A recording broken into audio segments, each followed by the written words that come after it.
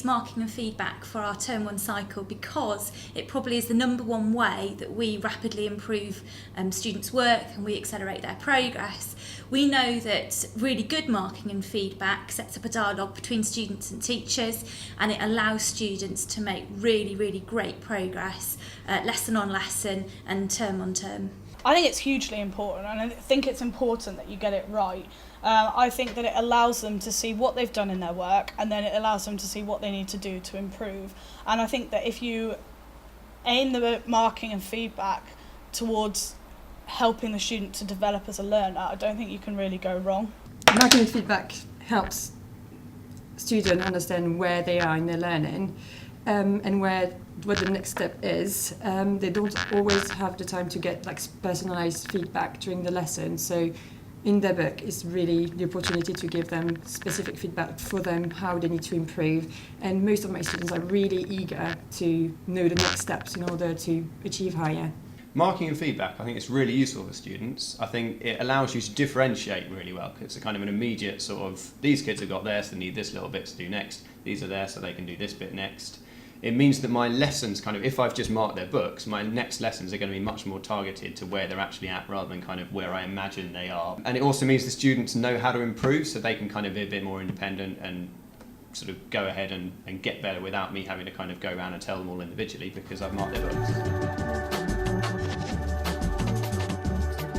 Highlighters are used or are going to be used by both students and teachers, and it's really to highlight work either they feel recognises a target or hits a target, and it can also be used by teachers to highlight where they want to draw students' attention to something. And the idea is it's a very visual tool, so both students and teachers can quickly pick out parts of text, and we hope that it will allow students to be a little bit more thorough in reading their work because it will be highlighted. So we're ensuring that the students are using the highlighters to clearly demonstrate to the examiner how they've hit that criteria. This is something that we've trialled this year, and it's more to do with getting the students to engage more with the grading criteria, and it's something in particular in sixth form that we've had to get used to as we've changed our course this year. I'm starting to use the highlighters in my marking and feedback, but that's not something that I'm really good at right now. I'm improving, and it's something that we're doing in the department as well.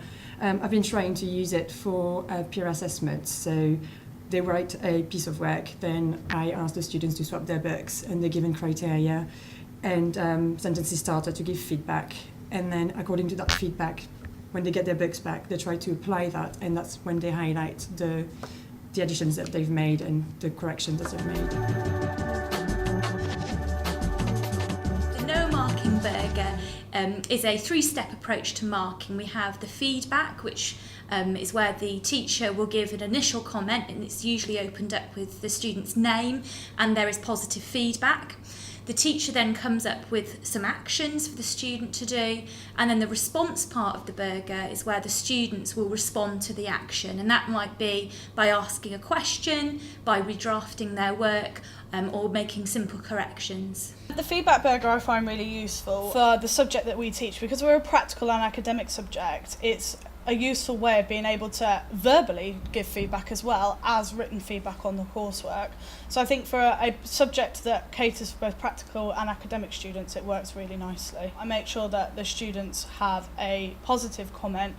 I think it's really crucial that they have the constructive criticism as well as the positives from their work, so that they're able to develop and to progress more quickly within the subject. I use the NOA Feedback Burger in every written feedback that I give on lengthy pieces of work. So I use it because it helped me highlight the good aspects of the work and give appropriate praise to it, because that's something I tended to not do before. And I like the idea of the target, developing it on 2 or 3 points and give them specific targets. I find the feedback burger quite helpful because it means that you can structure your feedback and the kids can structure their feedback to each other. So they get that little bit of nice well done, you've done this thing, but also then they get some support about what it is they ought to be doing next. And I think if you just tell the kids to write a comment, it will never be a particularly useful bit of feedback, whereas with that bit of structure, it means that they get quite good quality comments, and then they can see that actually it is a useful thing, and then in future their comments get better and better. A marking rota is really a timetable that teachers draw up, and it allows them to plan marking into their time. It might be to plan into their school day, or it might be after school, and it is a tool really just for organising teachers' time and making sure that students' work is assessed quickly and in detail. I like to be really organised, and I kind of, when I get my timetable, I plan out when I'm going to plan lessons, and then along with that I plan when I'm going to mark, and it makes sure I don't kind of get behind with one particular class, but also means that I know I'm kind of marking at a particular time. I can link that in with my planning so that kind of the marking then informs the next bit of planning, and I keep on top of it, and then you don't get that kind of huge build up of like, oh, I haven't marked my books for kind of 5 weeks, there's going to be so much stuff to do. And it means that you can then plan, like I've marked these books, so the plan for the next lesson at the start of the bit, we're going to go through and kind of look at that marking. So the NOA Marking Grid is basically a set of annotations that all teachers use to mark and assess students' work. And the idea is it's a consistent approach to marking across the academy, and it means that students, whether they be in science, maths or music, have a very common language that we all use together. Well, I think it's quite good because I was tempted as a new teacher to correct everything in the book, and with the annotation it means that you can just underline what the problem is, put the annotation, and the students are going to do the work after that when you give them time to look at it. So it means that they're more independent and they're trying to work out what was wrong in their work. Something I find really useful for kind of making sure that I don't waste time marking, that I do get on with it, is that when I plan lessons, I make sure that I plan in a bit that I'm going to mark. So I can think, in this lesson, it's an hour and 20, but this 10 minutes of work here, that'll be the thing that I'm going to mark and give really good feedback on. So I can structure the activity so that it's quite easy to mark and give good feedback for. And then I'm not having to mark all the work they've done for the whole lesson, it's just a little bit. And because it's that little bit and because I've planned for it, it's much more tempting to then get on and mark that bit. We're using quite a lot of stickers in the department, so made stickers with different levels and what they need to do, so it gets a bit easier. I think one of the best pieces of advice I've ever been given is maybe try and develop a marking code whereby you share it with the students and they're very clear about what certain elements are. So for example, if you've put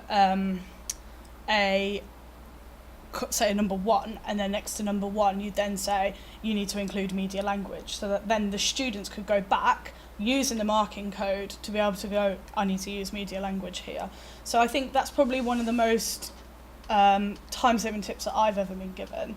All I would say as well is we're probably all guilty of it, but do it when it should be done.